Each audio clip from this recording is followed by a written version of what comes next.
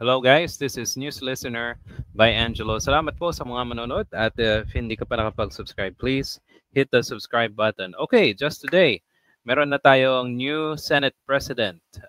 Siya ay si Senator Tito Soto at pinalitan niya si Cheese Escudero bilang Senate President. Alam naman natin yung mga nangyaring hindi maganda uh, sa kanyang pamumuno bilang Senate President. Diba guys? Okay, so let's watch this video from ABS-CBN, yung actual na panunumpa. And repeat after me. I, please state your name. I, Vicente C. Soto III, Having been elected to the position of Senate President, having been elected to the position of Senate President, do hereby solemnly swear do hereby solemnly swear that I will well and faithfully discharge, that I will well and faithfully discharge, to the best of my ability, to the best of my ability, the duties of my present position, the duties of my present position, and of all others I may hereafter hold and of all others I may hereafter hold under the Republic of the Philippines. under the Republic of the Philippines, That I will support and defend the Constitution of the Philippines. that I will support and defend the Constitution of the Philippines, That I will obey the laws, that I will obey the laws, legal orders, legal orders, and decrees promulgated by the duly constituted authorities, and decrees promulgated by the duly constituted authorities, and maintain true faith and allegiance and maintain true faith and allegiance to the Republic of the Philippines. to the Republic of the Philippines, And that I impose this obligation upon myself voluntarily, and that I impose this obligation upon myself voluntarily, without mental reservation without mental reservation or purpose of evasion. or purpose of evasion. So help me God. So help me God. Congratulations, citizen. Thank you, sir. Okay. All right. So yan na yun, guys. So well-deserved bilang Senate President ulit si Tito Sen. At ang dami nagsasabi na, ay, ano yan, school bukol, itbulaga, blah, blah, blah.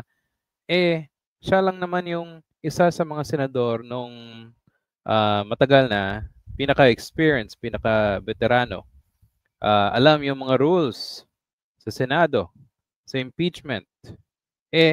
Ang ginawa ni Cheese, hindi niya finalo yung rules doon sa Senate, di ba? At ang daming taong nagalit. Right, guys?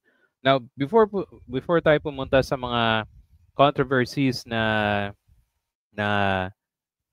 nagawa ni Cheese Escudero nung siya ay Senate President, pakita ko sa inyo saglit lang dito sa Billionaro sa Facebook. Ito yung mga actual videos. So hindi natin titignan yan. Pero guys, you can look at it. Ito yung mga actual videos kung saan nagsilabasan sila sa isang area. Siguro dito na sila nakipag-usap sa mga senador para iboto, ilabas, sipayin bilang Senate President tong si Cheese Escudero. Yan. Okay. So, kumbaga, niluluto na nitong umaga pa lang, habang yung Blue Ribbon Committee ay nag-hearing. Di ba? So wala kang makikita ditong mga DDS senators. Okay? So now bakit deserve na hindi maging Senate President tong si Cheese Escudero? So guys, ito, pakita ko sa inyo. So gamit tayo ng Gemini AI ng Google. Recent critics of Cheese Escudero leadership as the Senate President have raised several points. Ano yon?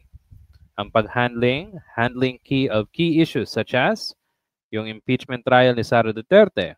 So, na-criticize dito si Cheese Escudero kasi ang galing niya maging delaying tactics. Kumbaga, yung pagpasa ng House ng impeachment articles before mag-adjourn yung session, nakuha na nila. Pero anong ginawa nila? Ang dami pang dribble, pasa dito, pasa doon. So anong nangyari? Una, ang dami pang sinabi itong si Bato na to na I motion to dismiss. Wala yan sa rules ng Senate. O tapos anong ginawa nila? Ni-remand, binalik sa House. Eh wala namang remand eh. Sa Senate or sa impeachment rules, ang ginagawa lang po ng mga senador ay trial and decide. Pero anong ginawa nila? Tinektikal pa nila, di ba? At wala tong ginawa si Chis Escudero. Hinayaan nilang mga senador katulad ni Alan Cayetano na mag-motion. Eh, wala nga ganun, di ba? And ang daming taong galit sa Senado nung time na yon, di ba? Kasi pinatagal mo pa, ang ending binalik mo.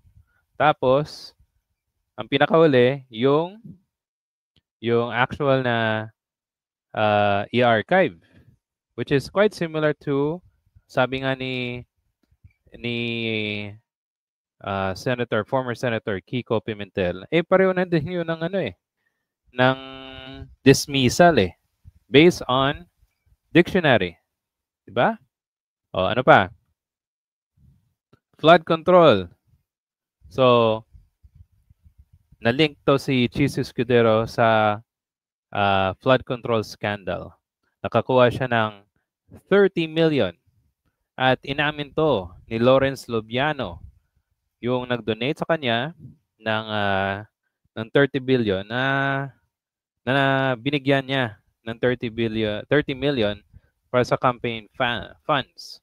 Now, sabi ni Cheese, wala daw siyang any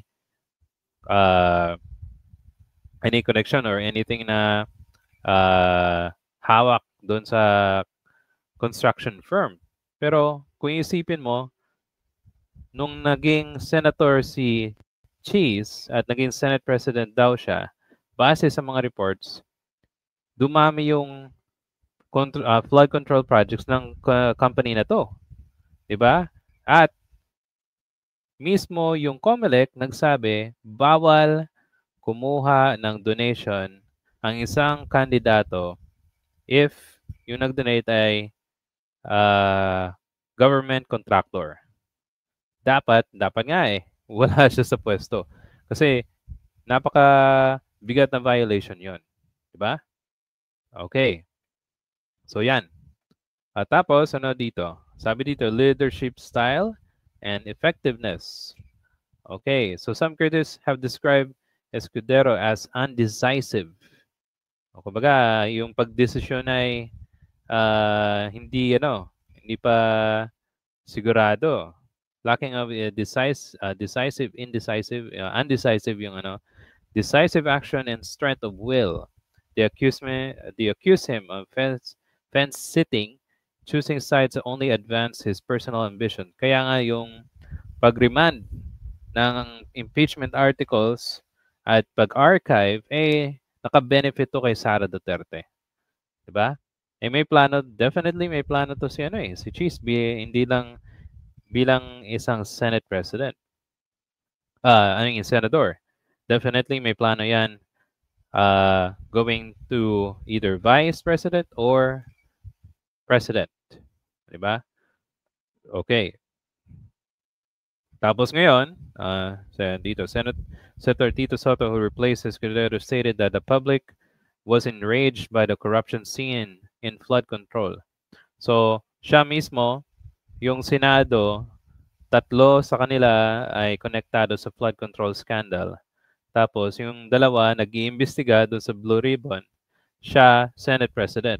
So, ang imahe ng Senado before today na nangyari, napakadumi na. Base sa mga aligasyon na konektado sila sa flood control. Alam niyo naman guys, yung baha, pag yung tao na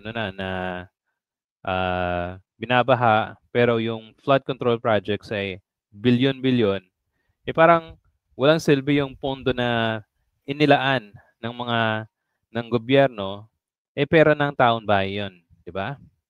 Okay. Ano pa? Positive reviews of his tenure. Okay. So far, yan na yan. Okay? So yan, deserve siya na hindi na Senate President. So I think it would be best for him, maybe find a way para siguro may malihis yung issue sa kanya, pero I think mag-stick to kasi napakalaking issue yung flood control at papalapit na yung 2028 election, re-election na siya. Hindi si Bongo, si Joel, tsaka si Cheese Escudero. So, kung ang pressure ng taong bayan sunod-sunod, definitely yung sila bilang magiging senador ulit by 2028, magiging defining moment sa kanila kung yung tao hindi hindi malilimutan ng tao yung connection nila sa flood control, hindi na sila iboboto ng taong bayan. Diba, guys? All right. So that's it. If you have any comments or suggestion, please write it down and like and subscribe. And also po, if you see any ads, please don't skip it. That will help to help my channel. Okay? Salamat po sa pakikinig and I'll see you in the next video. Thank you.